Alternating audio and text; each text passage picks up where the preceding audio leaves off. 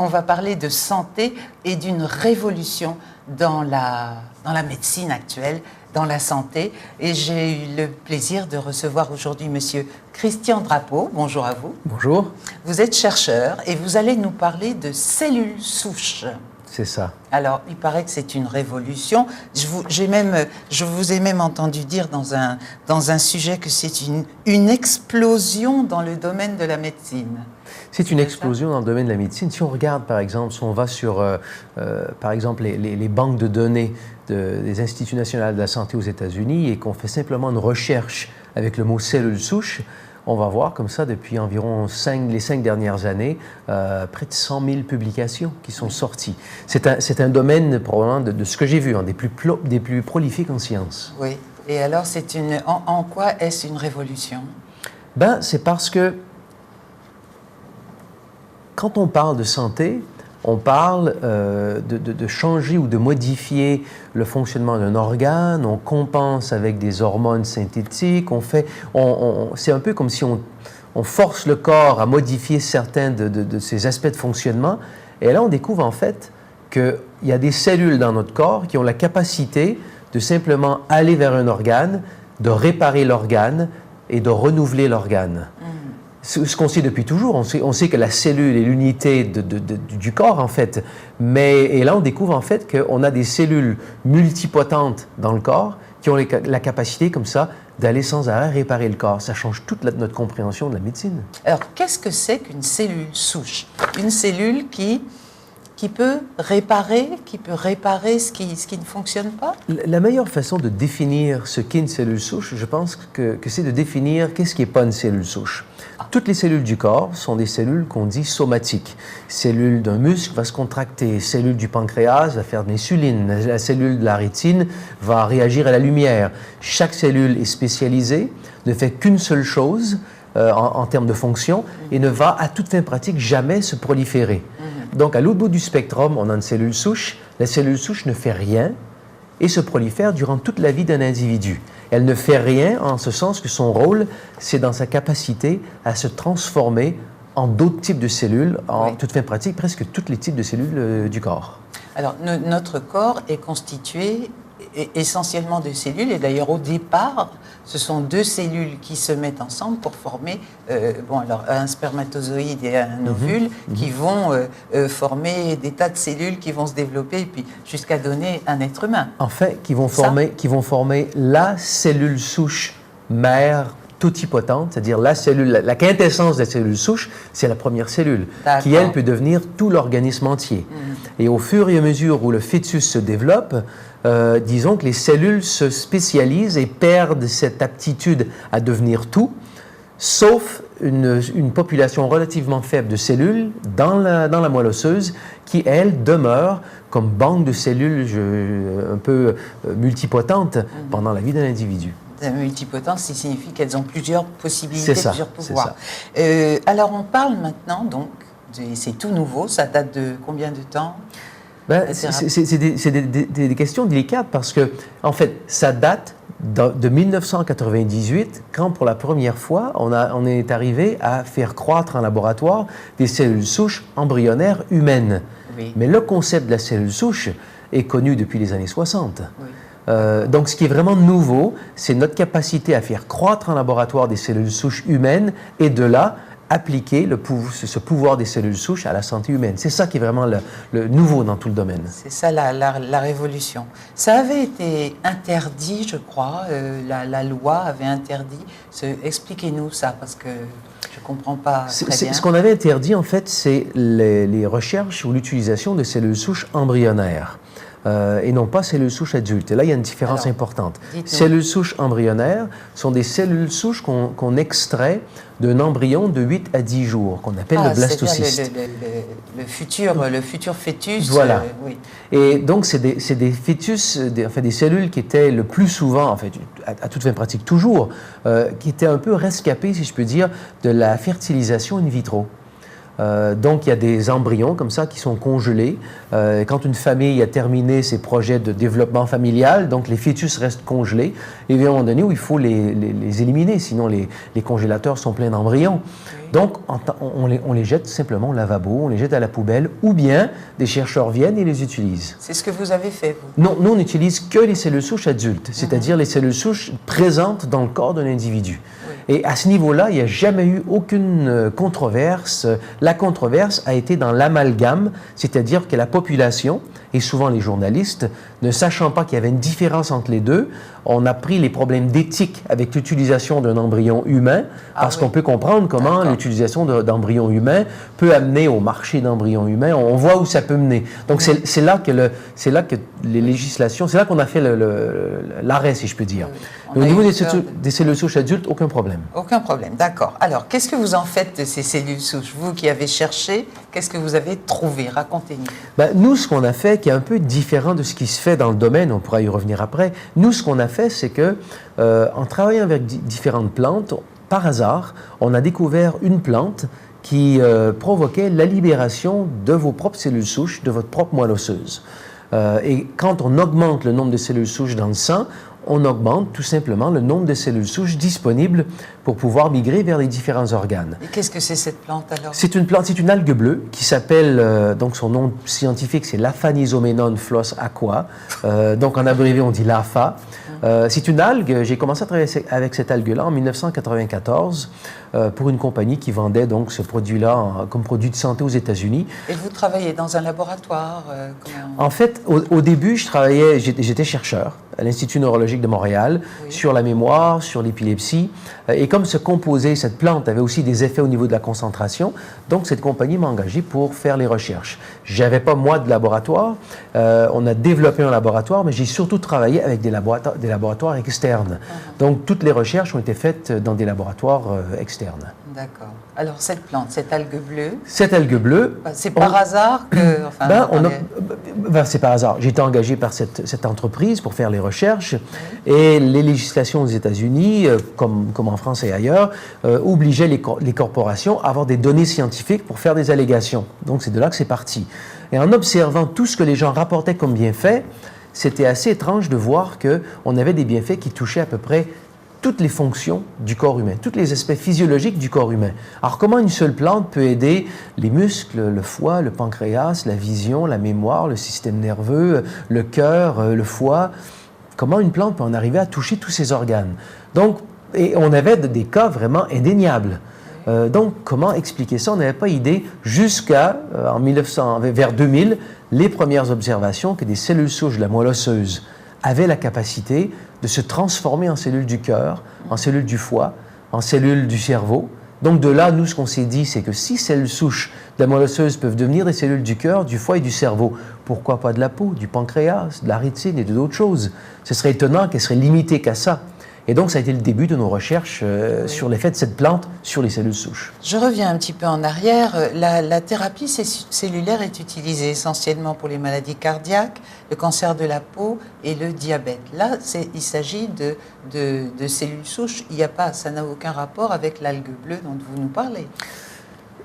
Les traitements au niveau des cellules souches vont bien au-delà du cœur, du cancer de la peau et du diabète. Mais c'est de ça dont on parlait en termes d'emphase de ce qui se fait en France. Mais ça touche beaucoup plus que ça. C'est une autre approche. C'est l'approche plus traditionnelle qui consiste à extraire des cellules souches d'une source qui peut être le cordon ombilical, qui peut être... Mais la plus courante aujourd'hui, ce sont les tissus adipeux ou votre propre sang. On extrait ces cellules, on en fait la prolifération, donc on tourne, je ne sais pas, on extrait 100 000 cellules, on les tourne en 12 millions, et ensuite on les réinjecte dans le sang ou dans le tissu en question, donc dans le cœur, ce qui est de plus en plus populaire et efficace, c'est de l'injecter directement dans la zone affectée du cœur. Ou dans le sang. Plusieurs groupes à l'international font simplement augmenter le nombre de cellules souches en circulation. Donc, c'est un peu l'emphase, le focus de ce qui se fait en termes de cellules souches. Nous, ce qu'on fait, on augmente le nombre de cellules souches, non pas à travers une injection, mais à travers des composés dont on a pu documenter leur effet en termes de mobilisation ou libération des cellules souches de la moelle osseuse. Alors, je n'ai pas compris votre phrase. Ce que d'autres équipes font, dans un environnement clinique, d'un point de vue conventionnel, c'est qu'on extrait des cellules souches d'une source et on les réinjecte dans le sang. Oui. Donc, à la fin, ce qu'on a accompli, c'est une augmentation du nombre de cellules souches dans le sang. Nous, on augmente le nombre de cellules souches dans le sang, non pas à travers une injection, mais à travers la libération naturelle de vos propres cellules souches de la moelle osseuse, qui est un phénomène tout à fait naturel. Oui. Et alors, on peut soigner n'importe quelle maladie, n'importe quelle affection avec ce système? Je vais prendre votre question et je vais la retourner parce que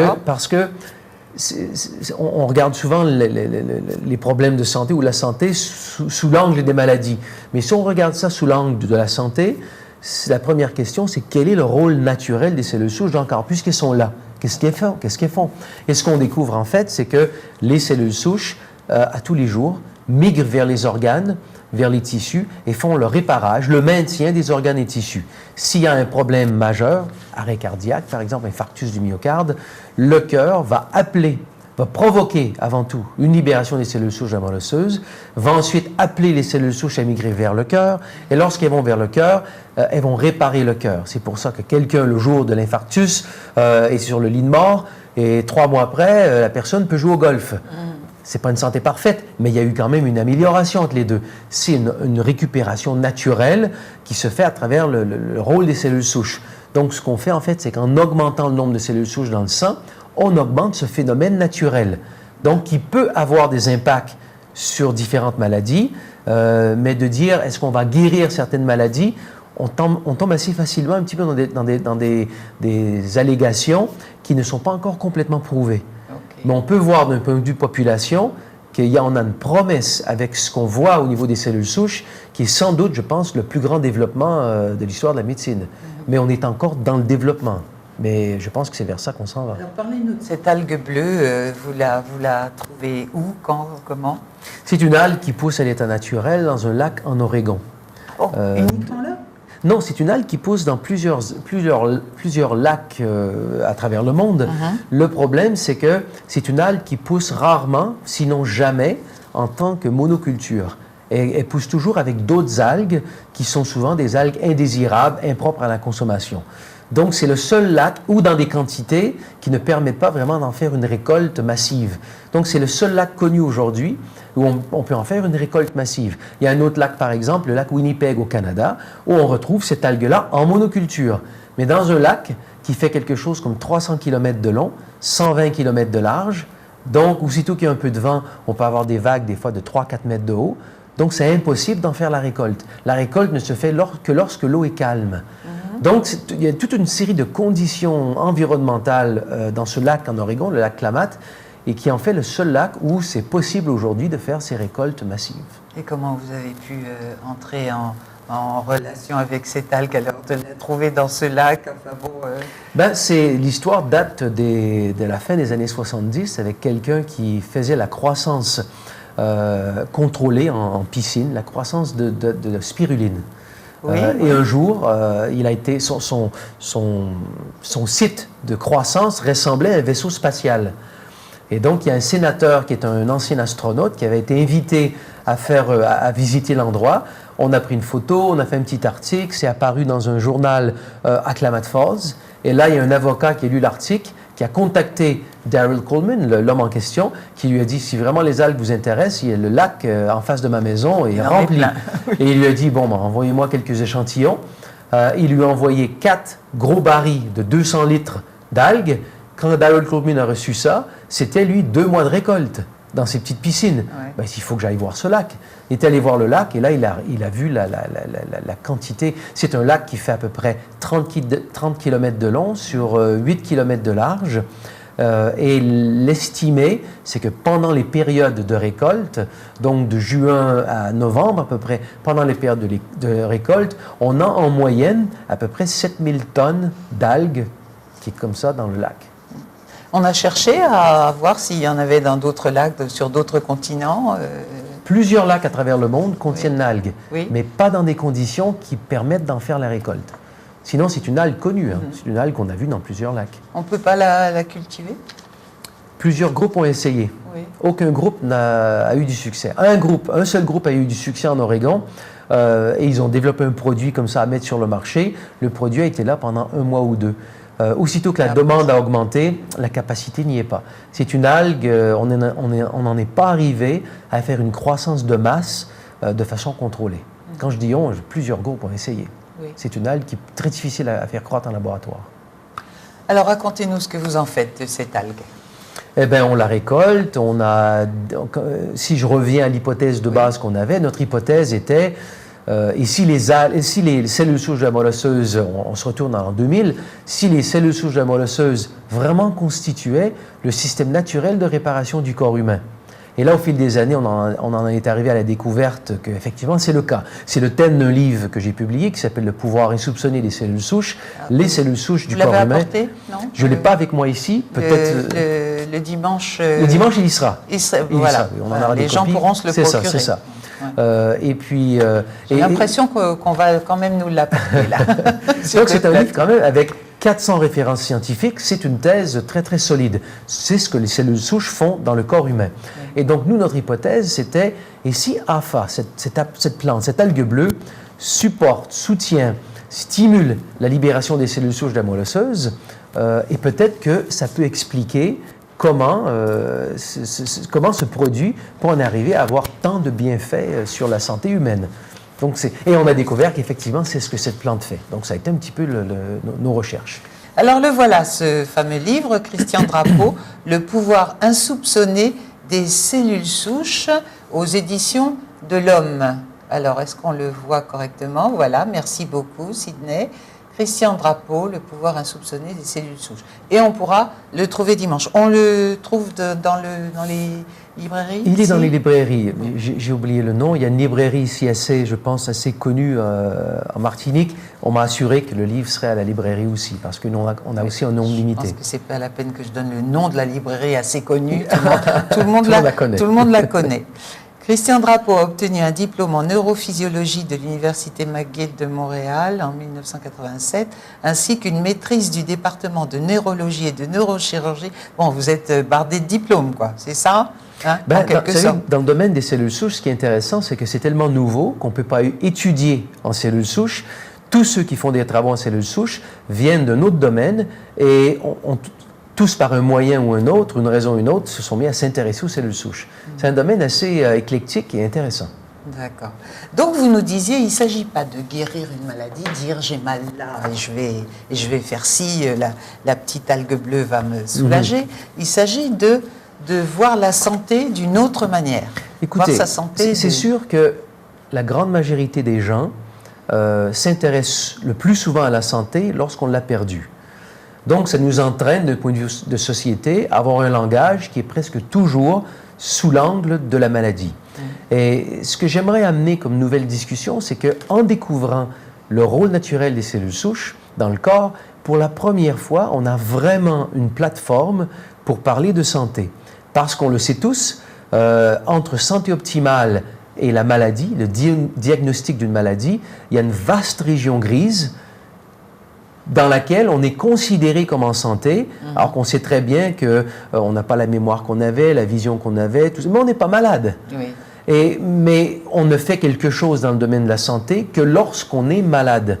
Et là, quand on comprend ce que le corps fait pour se réparer, si on peut en arriver à maintenir ce système de réparation, à l'optimiser, et c'est ce qu'on voit chez les gens qui consomment nos produits, c'est que même sans maladie, les gens retrouvent une santé beaucoup plus optimale. Et donc, ça nous donne une plateforme pour pouvoir parler de la santé sous un tout autre angle. C'est ça qui m'intéresse parce que, quelque part, si on est là pour vivre, mieux vaut être en santé, quoi. Mieux vaut, oui, ça c'est sûr. Et puis, vieillir en santé voilà. aussi. Vous avez rencontré, il y a quelques jours, les médecins de Martinique. Vous avez fait une réunion qui était réservée aux médecins. Comment vous ont-ils accueillis et qu'est-ce qu'il en est ressorti, si ce n'est pas indiscret? Il faut comprendre que la majeure partie des médecins qui sont donc des médecins fonctionnels, en pratique depuis plusieurs années. Je fais une parenthèse juste avant. J'étais en voyage au Bénin en juin. À côté de moi, il y avait une jeune Québécoise et je commence à lui parler.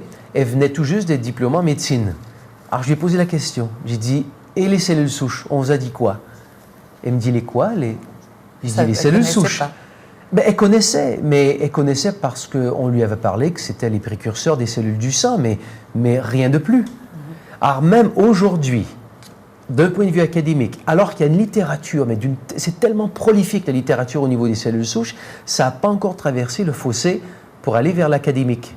Donc, quand on parle à des médecins et qu'on leur dit que les cellules souches peuvent devenir des cellules de différents organes, la première réaction, c'est de se dire, mais qu'est-ce qu'il raconte lui? Donc, il faut comprendre, et ce n'est pas une critique, hein, donc, toutes les conférences avec les médecins commencent de la même façon. Ils me regardent les bras croisés, ils regardent, et puis surtout... un air un peu méfiant. Et au fur et à mesure, on présente les données, mais il y a tellement de données, et on présente indéniable, absolument indéniable. Les gens commencent à réaliser qu'il y a vraiment des découvertes qui se sont faites au niveau des cellules souches qui ont un impact au niveau de la médecine. Et à la fin... Ben, on a des médecins qui viennent me voir et qui me disent mais on est tellement content d'avoir entendu parler de ça parce que finalement, ça donne une toute autre perspective à notre façon de traiter ou de concevoir la santé. Et c'est là, en fait, le but de ces conférences, c'est de voir que, mettons de côté le traitement, parce que, bon, c'est sûr que le traitement est impliqué dans toutes les discussions, mais pour la première fois, ça nous donne une autre façon de voir la médecine. Oui.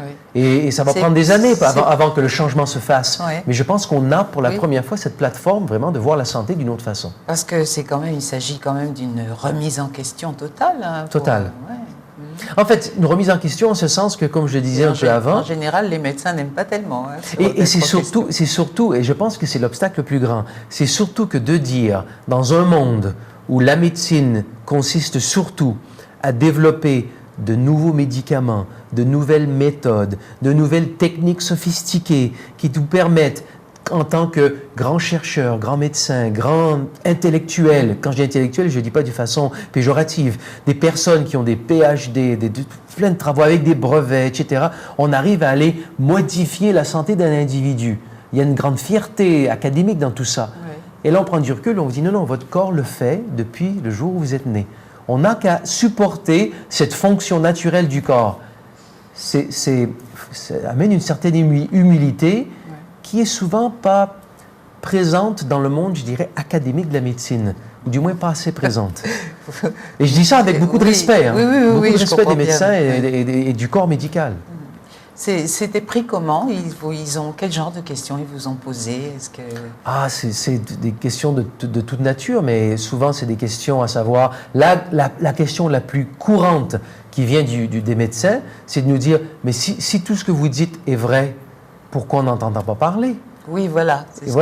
Et c'est une très bonne question qui est très compliquée à répondre parce que, comme tout grand phénomène de société, souvent, on trouve la réponse dans des petites habitudes de tous les jours qui culminent dans des politiques, qui culminent dans des grandes, je dirais, des grandes attitudes qui sont scellées sous des politiques académiques. Donc, par exemple, pourquoi on n'en parle pas plus davantage? Mais il faut comprendre que le domaine de la médecine est largement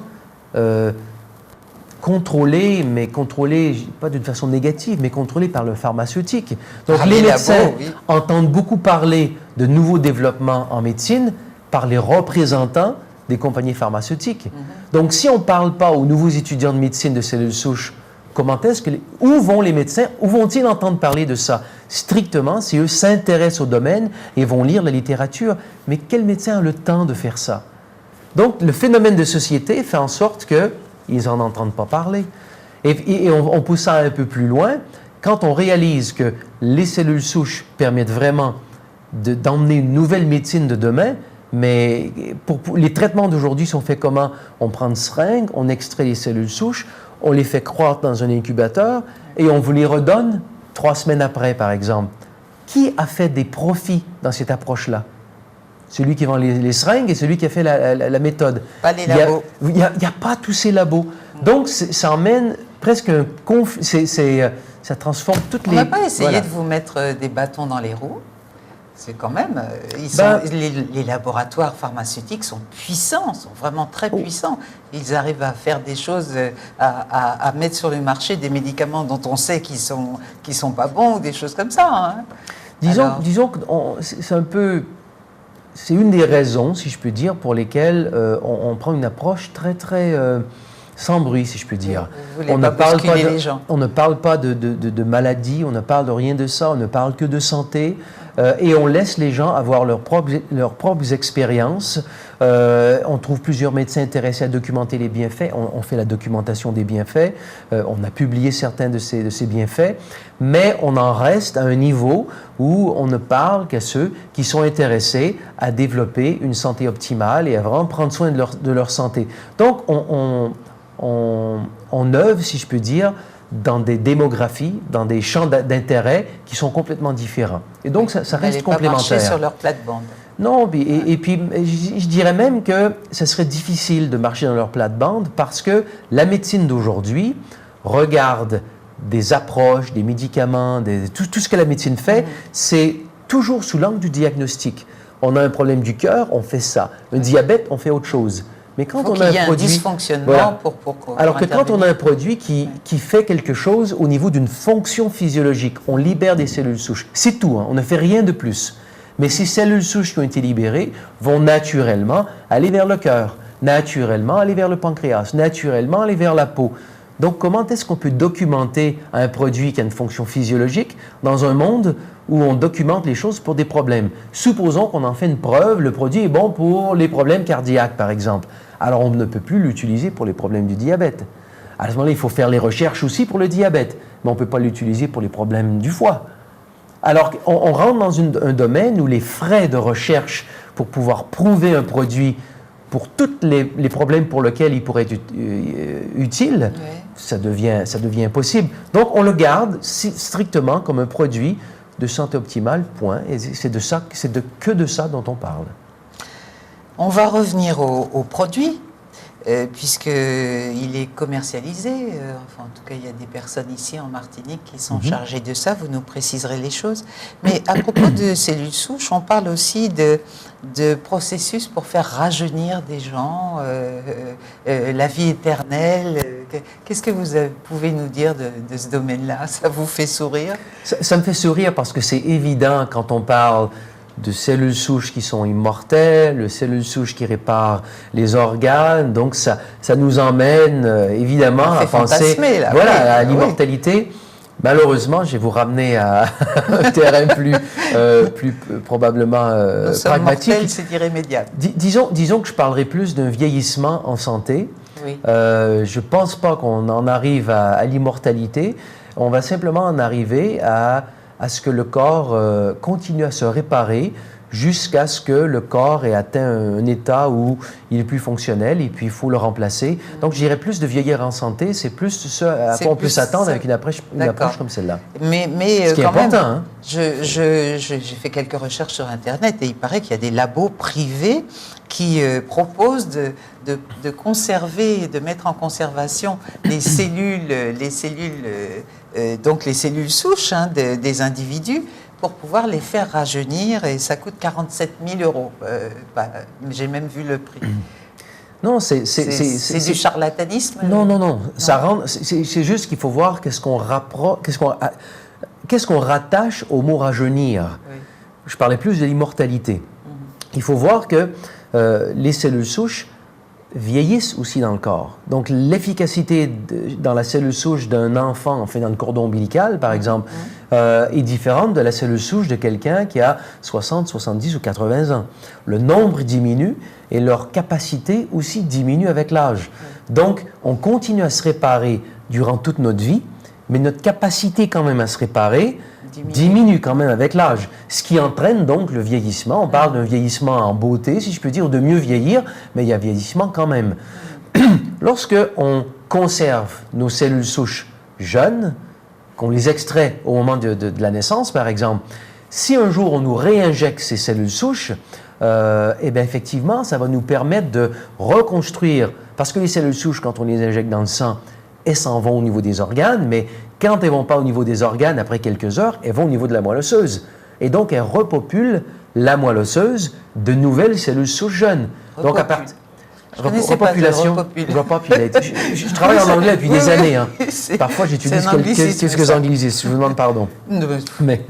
Mais donc quelqu'un peut retrouver au niveau de sa moelle osseuse des nouvelles cellules jeunes. Mais là où je vous dirais une discussion assez objective, c'est que ce n'est pas nécessaire que ce soit vos cellules souches. Vous pouvez aujourd'hui aller dans des labos qui vont vous injecter des cellules souches de cordon ombilical. Donc, vous n'êtes pas obligé d'investir 47 000 € pour congeler vos cellules souches et les conserver pendant des décennies avant de les utiliser. Vous pouvez utiliser, c'est déjà disponible dans différents labos à travers le monde. Et vous pouvez aussi avoir de grands bienfaits à libérer vos propres cellules souches aussi, avec des frais, mais de loin inférieurs à 47 000 €. Mais ce n'est pas un message qui est mensonger en soi. D'accord. Eh bien, on en vient à ce produit-là, cette petite algue bleue. Le produit est en fait un concentré de cette algue bleue qui concentre les composés actifs dont on a documenté. Ça se présente comment? C'est une capsule qui est verte, en fait, parce qu'elle est faite de produits à la majeure partie verte. L'algue bleue est verte. Donc, c'est une capsule, et puis 2 capsules qui est à 1 gramme de ces extraits libèrent environ 3, 4, 5 millions de cellules souches nouvelles qui vont circuler suivant la physiologie normale des cellules souches, c'est-à-dire elles vont circuler entre 6 minutes à 6 heures. Migrer vers différents organes, et si elles ne trouvent pas d'organes comme ça à les réparer, elles retournent à la moelle osseuse. Et donc, on peut faire ça quelques fois par jour, et on peut voir rapidement comment, en libérant comme ça plusieurs millions de cellules souches, comment le corps peut, au fil des semaines, quand même trouver un effet de rajeunissement, ou je dirais un effet de renouvellement. Parce que c'est un phénomène de renouvellement. Ce qu'on a découvert, c'est ça, une des plus grandes découvertes, je pense, à mon avis, une des plus grandes découvertes récentes, c'est que quand on observe, par exemple, des femmes qui ont une leucémie, et on injecte, ils reçoivent une transplantation de moelle osseuse d'un homme. Donc, toutes leurs moelles osseuses sont faites de chromosomes Y, contiennent le chromosome Y. Donc, au fil des années, si c'est vrai tout ce phénomène-là, on devrait voir au fil des années une augmentation du nombre de cellules de différents tissus qui contiennent le chromosome Y. Donc, quand certaines de ces femmes décèdent et qu'on doit faire une autopsie, des scientifiques se sont dit, allons voir ces banques de tissus et comptons le nombre de cellules qui contiennent le chromosome Y.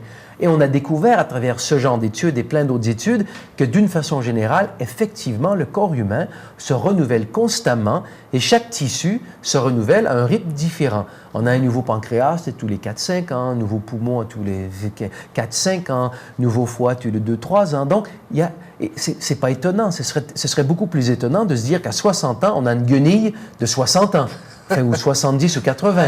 Non, sinon, ça ne tiendrait pas le coup. Donc, on a ce renouvellement constant, ça tombe tellement plus sous le sens de voir qu'on a ça. Et ça vient des cellules souches. Donc, ce qu'on fait, c'est qu'on essaie de supporter ce processus de réparation quotidien du corps humain. C'est ça, je pense, la plus grande découverte. On se répare sans arrêt à tous les jours de notre vie. Si on peut aider ce processus, ce serait la meilleure chose qu'on puisse faire pour la santé. C'est la meilleure chose. C'est la meilleure chose. L'exercice, ça existe. L'exercice physique intense libère les cellules souches. Le stress prévient la capacité des cellules souches à proliférer et à migrer dans les tissus. La cigarette prévient la prolifération des cellules souches. Le sommeil profond favorise la prolifération des cellules souches. Donc, on voit déjà se pointer à l'horizon que les recherches nous disent que déjà plein de choses dont on sait que c'est bon pour la santé a un effet au niveau des cellules souches, ou c'est pas bon pour la santé, a un effet néfaste au niveau des cellules souches. Donc, il y a plein de choses qu'on peut faire comme ça pour se garder en santé, et on a découvert des composés naturels qui favorisent la libération ou la circulation ou la migration des cellules souches. Ayant découvert un peu ça, on en a fait un peu la mission de notre entreprise, c'est ça. Très bien. J'ai vu quelqu'un que je connais qui a expérimenté vos produits juste avant l'émission et qui m'a dit, il témoigne, hein, c'est formidable. Vous aurez dimanche, samedi et dimanche, des gens qui vont témoigner, qui vont apporter leur... oui. Ah oui, je vous dirais que une de nos tâches les plus importantes, c'est de pacifier les personnes qui ont des histoires, parce qu'il faut toujours leur dire... vraiment, on garde un message de maintien de santé, mais on a des résultats. Quand vous dites pacifier, c'est-à-dire les freiner un peu parce qu'ils sont tellement enthousiastes, c'est oui, ça? Si on les écoute, tout le monde en chaise roulante va pouvoir mettre de côté leur chaise roulante et courir un marathon. Donc, il faut souvent un peu contrôler ça. Il faut les freiner. Mais oui, effectivement, le produit est en vente dans 24 quelques pays et partout où on va, on a des résultats. C'est en vente en France? C'est en vente en France, bien sûr. Parce que je ne sais pas, hein, c'est quand même surprenant de n'avoir jamais entendu parler de ça. C'est la conséquence, je pense, de l'attitude conservatrice qu'on a pris depuis le début, de ne pas faire d'allégations qui vont au-delà de ce que le produit fait. Le produit ne guérit rien, le produit ne fait rien d'autre que de supporter le phénomène naturel de réparation, de renouvellement des tissus naturels. On s'en tient qu'à ça. Donc, ça diminue un petit peu, je peux dire, la rapidité du développement, mais au moins, ça reste crédible, ça reste fort, et puis ça reste dans ce que les législations permettent. Alors, le traitement, il se fait sur quelle longueur de temps? Enfin, le traitement, je ne sais pas si je peux l'appeler comme ça. Déjà, vous voyez, voilà. Je m'en suis rendu compte en le disant. On prend ce produit pendant combien de temps? Est-ce que c'est ad vitam aeternam? On va le prendre jusqu'à sa mort? Voilà, 2 réponses à votre question. C'est différent pour chaque personne. Donc, il y a des personnes qui peuvent prendre ces capsules, ces gélules, et en 2-3 jours, commencent à avoir des bienfaits. Il y en a d'autres, ça va être après 2-3 mois. Donc, c'est vraiment différent pour chaque personne. Mais la question la plus importante, c'est que, et juste avant de répondre à la question, je fais une petite parenthèse. Quand on découvre justement qu'il y a ce renouvellement naturel des tissus, dans un monde où l'explication du développement des maladies, c'est la perte des cellules. Je perds les cellules qui font l'insuline, j'ai le diabète. Je perds les cellules de la rétine, dégénérescence maculaire. Je perds la cellule qui fait la dopamine au cerveau, Parkinson. Toutes les maladies dégénératives sont causées par la perte d'un type de cellule. Mais quand on réalise qu'à tous les jours, on répare les tissus, donc à la fin, les maladies ne sont pas causées par une perte de cellules, c'est par une perte de l'équilibre entre perte et renouvellement. Donc, c'est hyper important parce que finalement, ça nous donne une toute autre méthode pour maintenir la santé, c'est d'appuyer, de soutenir ce phénomène de réparation. Donc, quand on sait ça, si d'aider les cellules souches nous a amené à retrouver la santé, pourquoi arrêter une fois qu'on a fait ça? Donc, pendant combien de temps on les prend? Quand on comprend de quelle façon on perd notre santé, on fait ce qu'on peut pour maintenir la santé. Donc, je pense, moi, c'est quelque chose... Je suis en santé et je prends ces produits tous les jours. Oui. Okay. C'est à la portée de toutes les bourses? C'est la raison pour laquelle on a... Oui, je crois que oui, hein, c'est dans la moyenne de prix qui se fait en termes de suppléments alimentaires, mais on a développé un système de réseau qui est par référence, qui permet à chacun de se trouver des consommateurs, ce qui va leur permettre de payer leurs propres produits. Donc, on a développé un système de distribution qui fait en sorte que chacun a la capacité d'avoir ses produits gratuits. Comment ça, gratuit? Non, je veux en venir, c'est que c'est un système de distribution par référence, par paliers multiples. C'est un système de distribution où, si vous trouvez des consommateurs, donc quand eux achètent des produits, vous pouvez vous générer des commissions. Et donc, vous pouvez vous générer des commissions qui vous permettent d'acheter vos produits. Donc, mais tout le monde ne veut pas être distributeur de produits. Non, attention, on donne la capacité, on donne l'opportunité. Sinon, vous ne faites qu'acheter des produits comme consommateur, ça s'arrête là. Et comment les choisissez-vous, vos distributeurs? Il y a des critères particuliers? Pas du tout. Non. Si vous êtes intéressé à prendre des produits, vous êtes intéressé à vous générer des revenus pour vous payer vos propres produits, vous êtes le bienvenu. Il y en a beaucoup en Martinique? On en a beaucoup. Hein. On est rendu à presque 1% de la population, je crois. On est quoi, 4000 quelques? Ah bon? Ou près de 4000, quelque chose comme ça. Consommateurs et distributeurs, hein, en général. Ah bon? Je croyais que vous parliez distributeurs, 1000 quelques. Ouais. Ah bon? D'accord. Non, on a un succès vraiment intéressant en Martinique. Ouais. Puis on en parle sur Facebook, aussi sur les réseaux sociaux. Oui. Des équipes comme ça de distributeurs très fortes en Martinique. Ceux qui voudraient même l'utiliser pour s'en développer un business, vous avez un support ici en Martinique qui est impressionnant. Ouais. Dans quel autre pays êtes-vous installé à part la France et les colonies? Ben, en Europe, on est en France, on est en Espagne, on est en Allemagne, on est en Angleterre, en Bulgarie. À partir d'octobre, je crois, on ajoute l'Italie, le Portugal, l'Irlande, l'Autriche, j'en passe quelques-uns. On est au Canada, les États-Unis, Mexique, Colombie, Équateur. Alors l'Afrique et l'Asie? L'Afrique, on est